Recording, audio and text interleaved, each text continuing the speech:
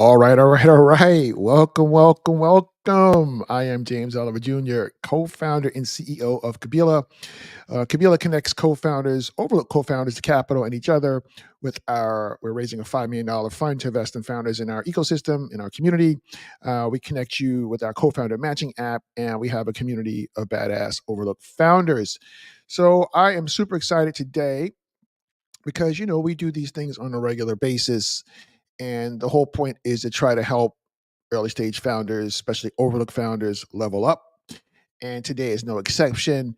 So I have a very good friend of mine, Abraham J. Williamson. He's a high growth startup attorney, managing partner of Williamson LLC. He's our attorney at Kabila. And as I said, a great friend and a great human. Going to bring him up to the stage. What's going on, Abraham? It's going well, James. It's good to see you again. Although this is, I think, our fourth year of knowing each other, and I'm excited for today's conversation. Yeah, 100%. I think we met back during COVID, and when I first started the Parentpreneur Foundation, Parentpreneur Foundation exists to empower Black parentpreneurs so they can leave a legacy for their beautiful Black children. So that's like God's work. That's purpose work. Never going to stop doing that. So still doing that, and I know you were super helpful to a lot of the founders in our community there, and I know you got a lot of clients, happy clients, as a result of the work that we're doing over there too, right? Absolutely. It's been a mutually beneficial relationship. I think it started off by me just resharing one of your posts. And it's funny because both of us now are talking about social capital a lot and we're living it. 100%. Yeah. I mean, that's interesting comment you made there about social capital. And I'm going to say this and I'm going to get right into it. But if you're out there listening in, if you could let us know where you're coming in from in the chat.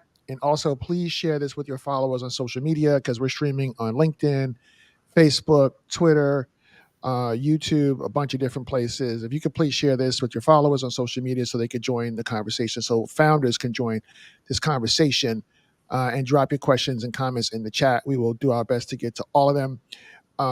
So in terms of social capital, though, I know, especially with overlooked founders, everybody's so concerned about getting to capital. Yeah, that's important. But I think social capital is as important, if not more important than financial capital, because social capital actually leads to financial capital. Absolutely. And I think social capital, it speeds things up, and haste does make waste. You want to, be deliberate in what you're doing, but when you have social capital and can access it, it can really help you out of a pinch. It can shorten the timeline of things, and it can put you in rooms that you otherwise wouldn't be in, whether it's you physically or your reputation. 100%. Thank you so much, Erica. We appreciate you for sharing. Facebook's looks like that's awesome. And we got Kenneth coming through on LinkedIn. Sharon, hey, could you please share that? Thanks for sharing, popping in and joining us, Kenneth. We appreciate you, my friend. So look, we're here today because there are lots of things that I know Abraham sees, and mistakes that he sees early stage founders make. We were joking at the top before we came on how the legal stuff is not the sexy stuff. Right. It's not, we do conversations with investors. We have so many founders on the call. Like we'd had 20 people already. I'm coming in from here, coming in from there. Like we love the sexy stuff, the money, money, money. But if you're not buttoned up legally, it could actually keep you from getting to the bag that you want. So we're going to talk about a couple things, three things that Abraham's seeing right now that founders are missing and should be considering. And we'll take your questions, drop in the comments if you have questions, and we'll do our best to get to every single last one of them. So without further ado, let's get into it, man. What are you seeing, bro? Sure. So a lot of what I'm going to talk about today, and feel free to ask any questions in the chat and we will get into whatever topics you all want. But I wanted to talk about like the team and the hiring, because that's something that everybody does for the most part, regardless of whether you're taking on investment or not. You're going to have people on your team. And what I see is you got a few options. You're hiring employees, contractors, maybe advisors, and interns. And I don't know if it's this time of year or what, but a lot of people are looking at bringing on interns. And often what I hear people saying is, oh, I'm just going to get, 3, 4, 5 interns. They're going to be unpaid and I'm going to teach them and show them and they'll get exposure. And I've had unpaid internships in the past when I was in college as well. But that can be rife with challenges and issues, because if you aren't paying interns, you potentially could raise some red flags with the Department of Labor as they look at whether or not they're really just employees that you're not paying. So what are ways you can, kind of look at that? Well, they're going to look at a number of factors, but the main one that I wanted to talk about today was making sure that if you are going to hire interns and they're in school, to see if you can get school credit for the work that they're doing for you, and or that it's tied to what they're actually doing. So if you have, a computer scientist or a marketer, but they're doing, data management or data entry, that may not work out so well for you. So that's the one topic that I've seen multiple times come up where people would want to hire interns. Another one too is, Before you jump into the second one, go ahead. anybody out there listening have any questions or comments about hiring interns, like paperwork around hiring interns? Because I hear this a lot. Like we co-work out of Atlanta Tech Village here often, and I see people posting in there all the time about hiring interns. Any interns? They're going over to Georgia Tech, over to Morehouse, etc. Excuse me, trying to find interns. So, are there anybody out there have any questions about interns and hiring interns, or any specific paperwork things they need to be concerned about, Abraham, when they're doing that? Well, just to have like an intern agreement, and this is true for the most part any service provider relationship. You're going to have an agreement that sets out here are the terms, and we'll get into that in a second. And then also here are I'll describe them as sort of like the due diligence issues to make sure that they're assigning the IP that they're working on to the business. Because what you wouldn't want is for them to be working on something and either claim that it's their own or take it somewhere else, which is another topic I want to talk about later today. But I would say just make sure you have that core agreement, and that agreement or another one they sign has the IP assignments and confidentiality. Right. And such. So those agreements, they could probably find things like that. Is it Cooley Go or Go Cooley? What's that website? Cooley Go, they do have a number of resources, and I would typically start there if you're just looking for documents, templates, even explanations. They're a great resource. But if the people are watching this want to reach out for like an intern agreement, then that's something that we can do. Because you can have the templates and they're readily available online globally. But if you want a lawyer working on it, which I would always advise for you to at least consider if you can have the budget for it, to at least have a lawyer look over it, because templates are just that. They're not customized for you. Perfect. So up on the bottom, you can connect with Abraham on LinkedIn. He's at Abraham J. Williamson. Send him a connection request, add a note, tell him that you were watching this and you saw him and you had a question for him about this. So all right, that's cool. So that's point number one. What's the second one, bud? Yeah, another thing too is related to this. So employees and contractors, you've probably beaten this home in a lot of different conversations you've had, difference, independent contractors, employees, control, and all this. But what I see is that, when you bring on an employee, you're creating an obligation to pay them the salary. And a lot of people want to defer that payment or say, hey, we'll pay you later on. We'll pay you when we get the funding or the finances. This is very common. Although you really have to look at the particular state that you're in, because many of the states are different. And in some states, you're required to pay your employees within a certain period of time. So if you're paying them biweekly or you're paying them monthly, you need to pay them within, at least one or two pay cycles, depending on the state that you're in. So they see a lot of people deferring that payment. Sometimes you may be able to structure it differently if you have that. But if you just leave it open, then if that employee leaves because you terminate them or they quit, depending on the state that you're in, all of the money that you owe them could be due when they leave the company, which is different from a contractor relationship. So that's an issue that comes up. That's kind of a sneaky one that you may not realize until that person goes and hires counsel, and now you're in a negotiation. Oh, wow. And that's different from state to state. Because employment law often is based on the state. So states do differ. You have some states that do have that rule where all of the compensation is due at the moment of termination. Another, I don't want to say tricky rule, but another rule to be mindful of is if you're providing bonus incentives. Because in some states, if you provide a bonus that is impossible after they're terminated, then that bonus is sort of conceded to that employee. An example of that may be, let's say you have them on a commission, or you have them on a bonus that requires the company to do something that they can't influence. Well, now you've created an obligation that's due when they leave. So stuff like that is just, you have to look at the particular state that you're operating in, and that's something that is easy to overlook. Wow. Okay. So This is a good conversation. We're talking with Abraham Williamson, who's a high growth startup attorney, and he's our attorney at Kabila, about 3 legal issues that startup founders typically miss or should be considering. And we're going to do some Q&A. Again, if you're listening out there in the sound of our voices, if you could just drop in the comments or in the chat, let us know where you're coming in from. And also, please share this with the founders on your social media feed so they can hop in and get this information as well. Because again, raising capital, that's the sexy stuff. Talking about legal issues is not the sexy stuff, but it can really get you jammed up as well as keep you from being able to raise capital. So feel free to raise your hand if you have any questions or concerns, if there's any things that you're seeing out there that you feel like founders may be overlooking and should be considering. We would love to get Abraham's opinion about that, but just go ahead and drop something in the comments or questions here. All right, so that was the second one. Was there a third one, Abraham? Yes, there's a third topic I wanted to talk about, and it also involves sort of your team, which is issuing incentives. People want to, you may not have a whole lot of cash, and so you're issuing equity, or you want to issue equity to people who are coming on to your team, whether that's advisors, employees, sometimes even contractors, perhaps even interns, a much smaller piece.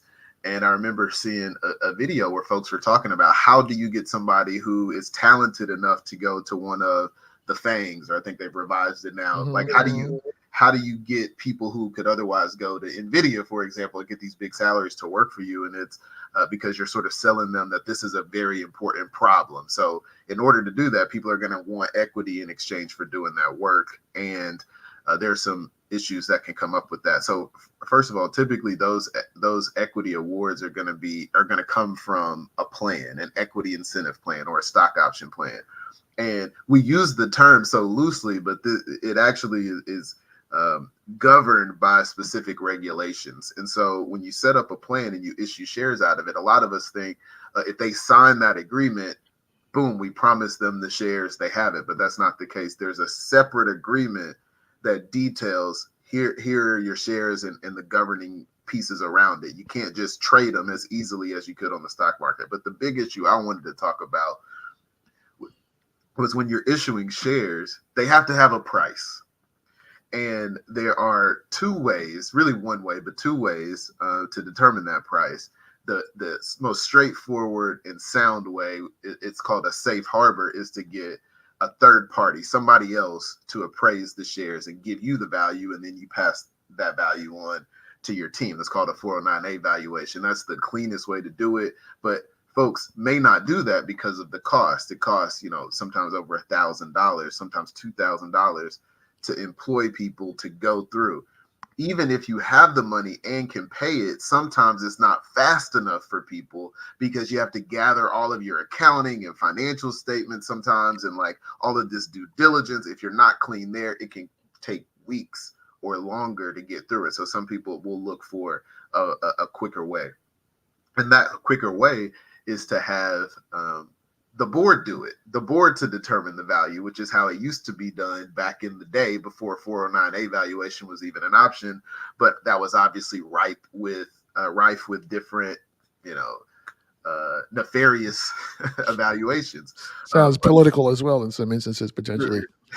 Exactly. It can be challenging. And so you can attempt to do it.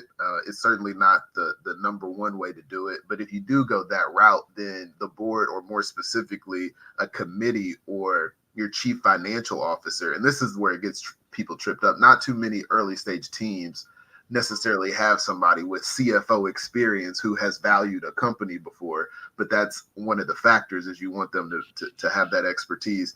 And then you look at different valuation methods and you come up with a value per share or price per share for those awards, and then you can issue it that way. So that's just something that comes up. I would definitely recommend having a lawyer involved when you're issuing equity to your team. Okay, that's good, man. Very good. Any questions out there so far? Again, you can catch up with Abraham on LinkedIn. He's Abraham J. Williamson on LinkedIn. Are you most active on LinkedIn? I would say so. Yeah, that's probably the easiest way to check it on a daily basis, and I will respond to the LinkedIn messages. Even sometimes, people send me congrats. I'm like, thank you. I do have one more bonus though. Okay, hang on one second. So also, if you join our Kabila community, Abraham actually moderates a space in our community to get your legal questions answered. So you could pop in. Our community is free. You could go to joinkabila.com and just join our community. And in that space, you can reach out to Abraham directly. And we talked about we're raising a $5 million fund. Abraham's our attorney. He helped us with our Reg D 506C registration with the SEC, so we could publicly say we're raising a fund. We can't publicly solicit investors for the fund, but we can say we're raising a fund, and we are raising a fund. We have our first committed LP, an important person, so we're excited about that. So that's happening, and once we do raise the fund, we will invest in founders in our community. And right now we're planning to invest up to 10% of your pre-seed round. On average for pre-seed round is $500,000. That's 10% of that is 50,000.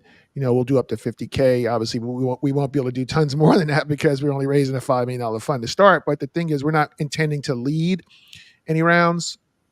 It'll be similar to the Gangels model. Gangels is actually one of our investors at Kabila along with Techstars. We will invest alongside other investors whom we know, like, and trust, that are mission, vision, and values aligned. And that's how we will invest. And it will be people who we know. And how we know you is because you're in our community and we see you showing up, giving more than you take, giving first. And obviously we need to like the business and all that. But beyond that, we want to, make sure these are good humans that we're investing in, that we, as I like to say, have a high tolerance for the hellacious brutality of being a founder.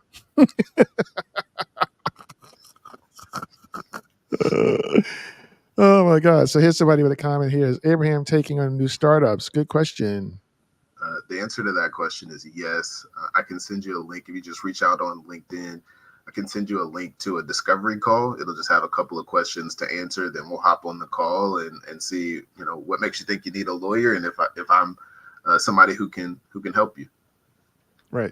Okay. Cool. Not sure who that is. Sometimes it's weird. It doesn't show who the user is, the person's name. So if you could just, whoever put that question in, if you could just let me know your name, please. Another question here is, where can we find other diverse startup opportunities? Is there an association or group? Good question. That is a great question. I'm not familiar with like a global or national one, although there is somebody from my law school who has been compiling a list of just resources in general for like services or professionals. And if you reach out to me on LinkedIn, then I can try to get you in touch with that list. But that's a good idea. You're a law school. He's being super humble. He went to Harvard, right? Yes. Yeah. Class of celebrated my 5th year last year.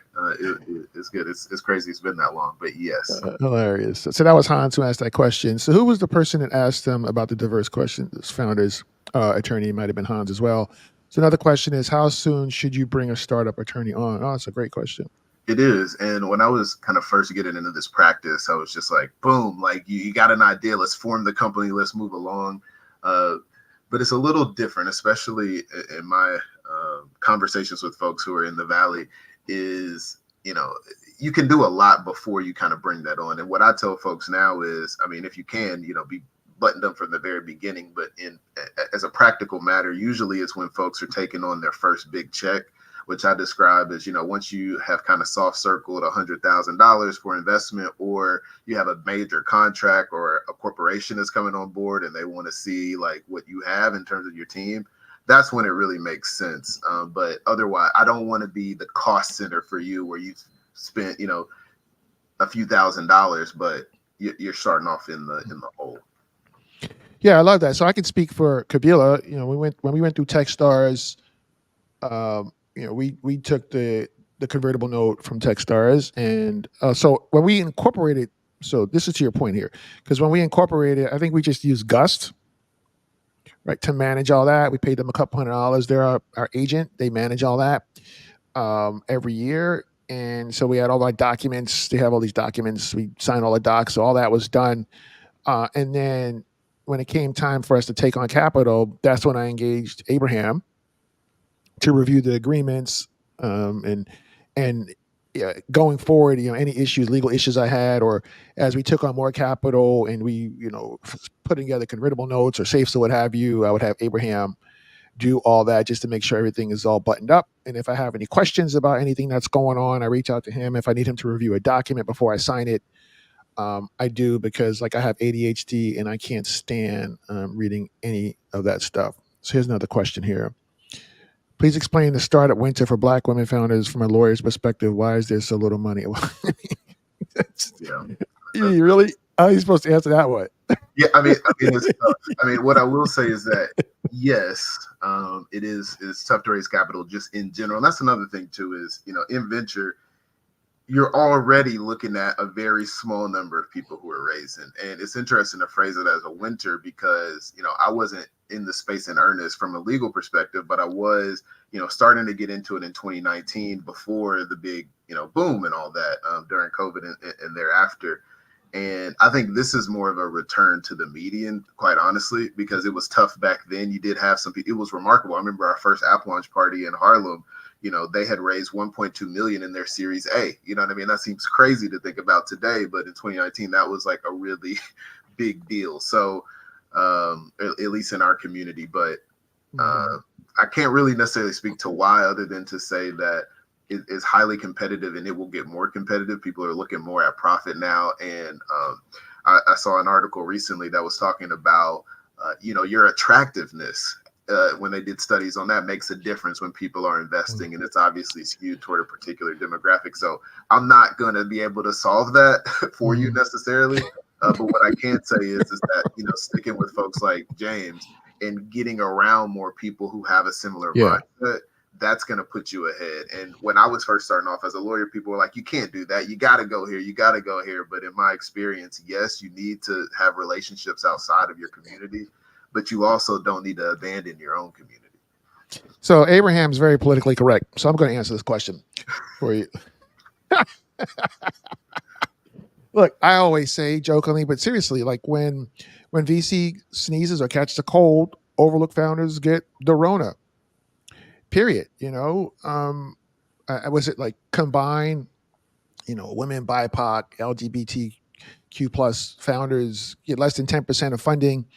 I think I saw last year Black founders got 0.48% of funding. The year before that it was 0.68. So it's getting worse and worse for Black founders.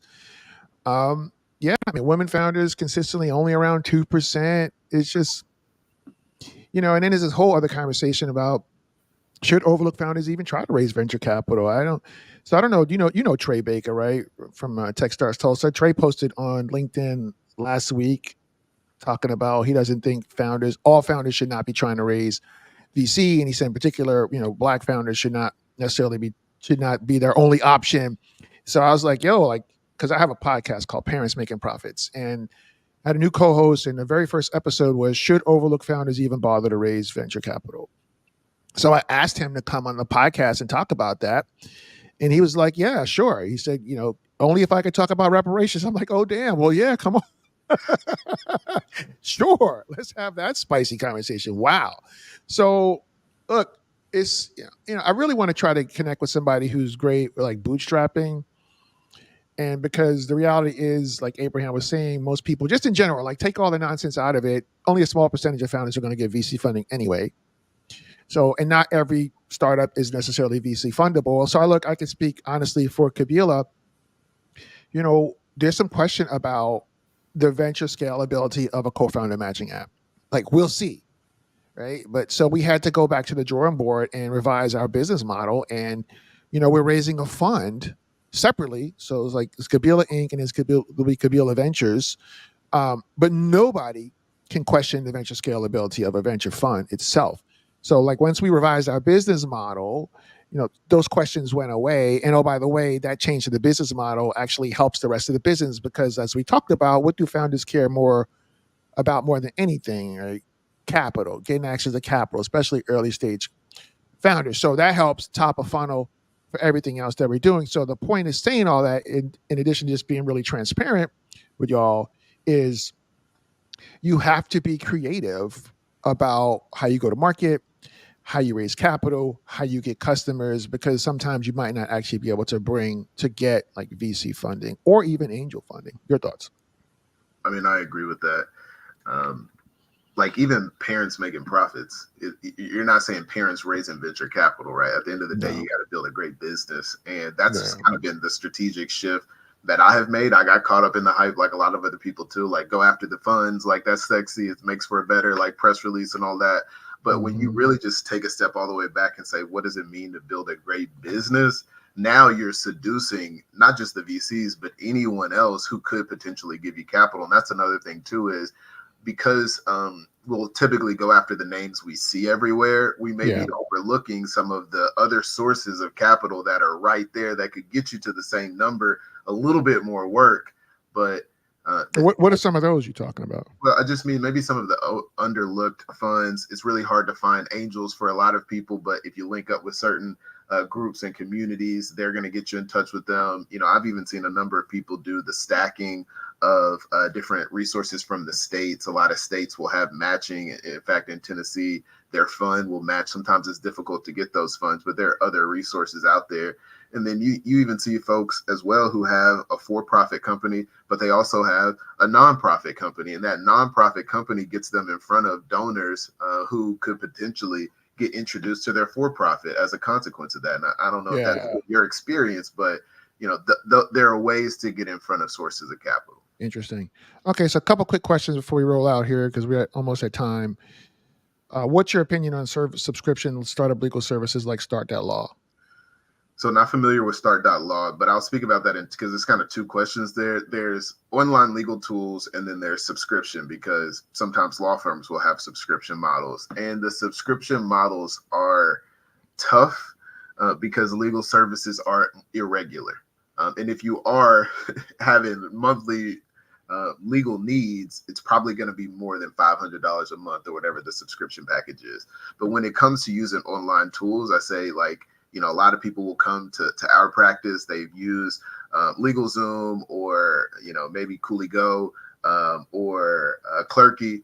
And what I say is those are good resources if you're just starting off, but venture is a very specific element and having and documents, they do change. I mean, for the most part they're the same, but I've even revised some of my agreements recently for new laws, you know, that have come out around, you know, like non-disparagement or non-competes and the such. So you just want to make sure that it's up to date, and you're fine if you eventually get to a lawyer who can clean that up, but there may be some more cost in cleaning it up. If you do, I can't say the name, but I am working with one of these types of companies to be able to leverage the best of both worlds, to use their software, but also use the experience and documents that I have to align those, because I'm not a tech company. They're not necessarily a law firm. So how do we combine that? So if you reach out to me, I am in the process. I'm sort of in this beta program to sort of make that a reality. Do you have a hard stop at 11:30? No. Okay, good. So this next question is going to probably take a second because I have some thoughts, and I know you're going to have some thoughts about it too. Abraham just suggested you reach out to him. It's scrolling on the bottom here. You can reach out to him on LinkedIn at Abraham J. Williamson. That's how you can find him. So his next question is the new to simply go for Reg A, B, C crowdfunding and avoid VC funding, and do you handle crowdfunding, Start Engine, Republic, WeFunder? So before you answer that question, Abraham, I want to share my thoughts, if I may. Please do.